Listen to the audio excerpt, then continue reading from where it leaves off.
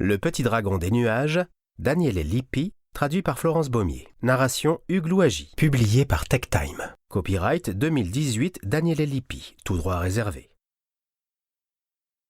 Contenu. Remerciements. 1. Première partie. 2. Deuxième partie. 3. Troisième partie. Copyright 2018 Daniele Lippi, tout droit réservé. À ma fille Morgana, grâce à laquelle un nouveau dragon parcourt les pages de l'imagination. Seuls les enfants, et quelques adultes qui portent encore obstinément l'armure scintillante, magique et brillante de l'imagination, ont le courage d'admettre qu'ils parviennent toujours à voir des dragons. Un grand merci à toi qui lis cette histoire. Première partie.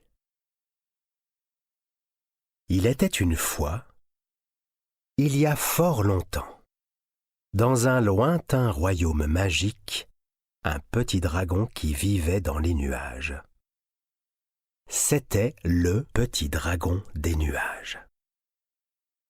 Il vivait sur un grand nuage magique. Sur ce nuage, il y avait son château fait de nuages.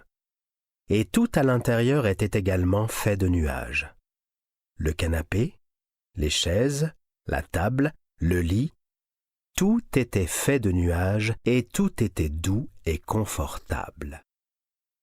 À quelques pas du château, il y avait une haute tour, également en nuages bien sûr, au sommet de laquelle le petit dragon effectuait son travail. Un travail très important. Le petit dragon avait en effet pour tâche de dire aux nuages où il devait aller. Ce n'était pas une tâche facile. Il n'était pas toujours facile de décider ce qu'il devait faire. Parfois, il fallait dégager le ciel pour faire briller le soleil. Parfois, apporter de l'ombre là où il faisait trop chaud, sans parler de la pluie.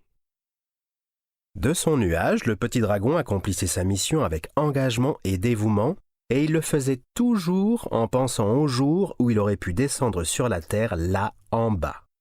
En fait, le petit dragon ne pouvait descendre à terre qu'une fois tous les 5 ans. Pour une seule journée, et pour lui c'était le plus beau jour car il aimait sauter. Et malheureusement sur son nuage il ne pouvait pas le faire. Oh bien sûr il avait essayé, mais les nuages étaient trop mous et quand il le faisait, il s'enfonçait jusqu'au nombril. Sauter sur son nuage était impossible. Pour cette raison, le petit dragon était si heureux aujourd'hui, car demain les 5 ans se seraient écoulés, et finalement après tant d'attentes, il pourrait sauter toute une journée. Le petit dragon ne tenait plus en place et était tellement excité que cette nuit-là, il dormit à peine en attendant que le soleil se lève à l'horizon. Et dès que le premier de ses rayons illumina la pièce, il plongea de son nuage volant très très vite vers la terre. Il atterrit près d'un beau lac entouré de majestueuses montagnes enneigées. Il regarda autour de lui, puis tapota un pied sur le sol avec une grande émotion. Comme c'était bon de sentir sa force et sa solidité sous les pieds.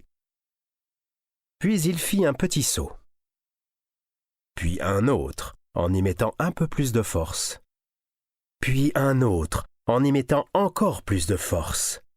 Il commença à rire joyeusement comme un enfant en sautant de part et d'autre. Il sauta sur la petite plage du lac. Il sauta dans l'eau, et puis en dehors.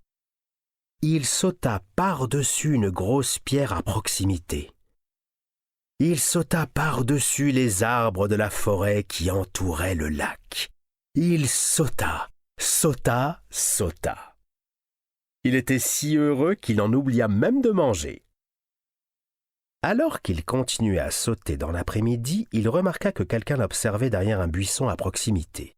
Ce n'était pas la première fois que cela arrivait, mais généralement les gens qui le voyaient s'enfuyaient toujours en hurlant de peur. Le petit dragon ne comprenait pas pourquoi, mais à présent il s'y était habitué. Il décida donc de sauter vers le buisson, juste comme ça. Mais celui qui était là ne s'enfuit pas, et au contraire, a sauté soudain hors de sa cachette en courant vers lui. C'était une enfant, une petite fille, une petite fille qui, au lieu de s'enfuir en hurlant, le regarda en souriant et, toujours souriant, fit 2 sauts vers lui. Le petit dragon ne savait pas quoi faire, il ne s'était jamais trouvé dans une telle situation. Et, ne sachant pas quoi faire, il fit la première chose qui lui vint à l'esprit, un beau saut vers la droite. La petite fille souriante le regarda avec délice et fit de même, le regardant comme si elle attendait son prochain mouvement. Il le fit donc. Un autre saut à droite, suivi d'un en arrière puis d'un à gauche. La fille rit en l'imitant à nouveau. Le dragon se sentit, si possible, encore... Nous espérons que vous avez apprécié cet aperçu. Pour continuer à écouter ce livre audio sur Google Play Livres, utilisez le lien dans la description de la vidéo.